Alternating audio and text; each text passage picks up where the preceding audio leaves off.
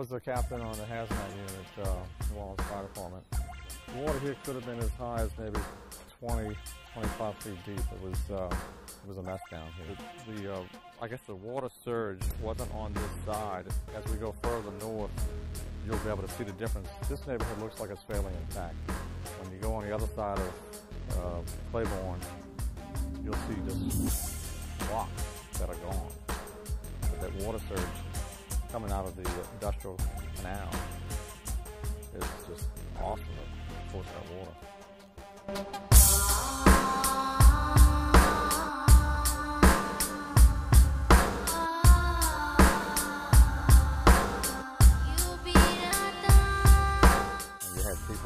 That were trapped in the attics, if they even made it up to the attics. When we were doing the body searches, we would find in multiple houses that were off the foundation, almost like a campfire set up, like an empty jar of pickles, or in one case an empty jar of pickled pig lips, and you could see where there was a group of people sitting around in a circle.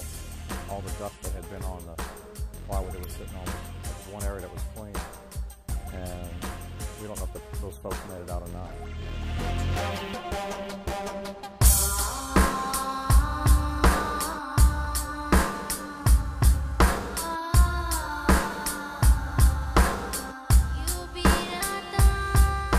See, when I called my wife the day after the storm, I had one purpose: to tell her to get the kids registered for school. Not being here, she said, we should be back in 2 or 3 days. I said, it's very difficult to describe.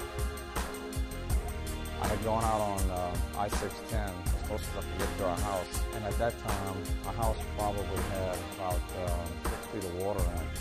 And I was looking at a telephone utility service van that was submerged, just a few blocks from my house. She couldn't grasp it over the phone, and I said, the closest thing I could tell you to try and get a mental image of this is pictures that I saw from World War II when the atom bomb was dropped on Hiroshima and Nagasaki, to see such devastation over a broad area. And actually, less than a week later, I was in a helicopter to see it flew over my house, and could not recognize my house from the air because I couldn't see any architectural features other than the roof. And I told the pilot that that's not my house. I said, I had a garage in the backyard. He said, I'm going to go around a circle again. I'm going to put the garage right outside your window. So he flew around again, and he said, right outside your window. And I'm looking, and I said, I don't see it. He said, keep looking. My garage was submerged.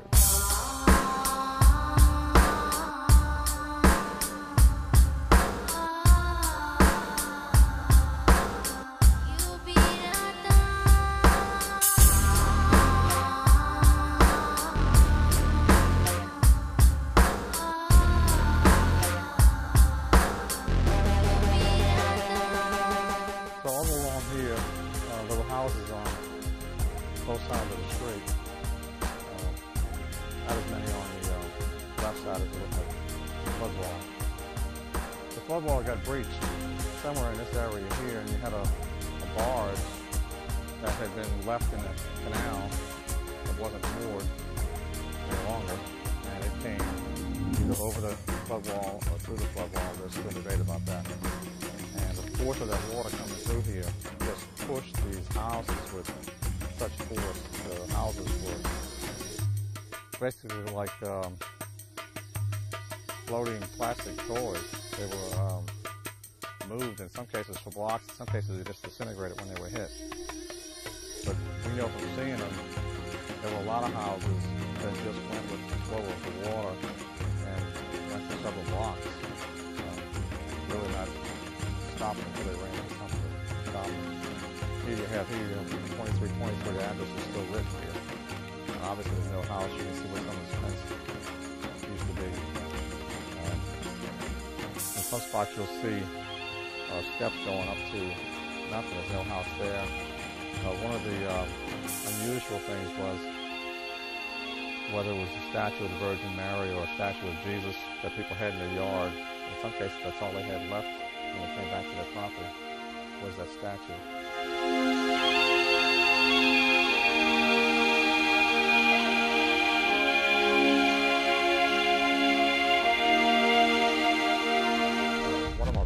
lost his house from a fire.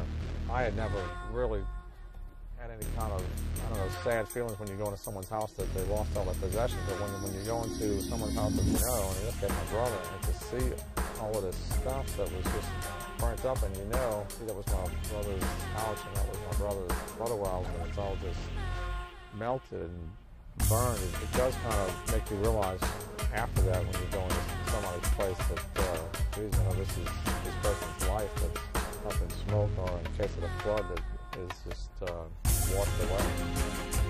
However, the good thing about it, I'm glad that my kids had that experience.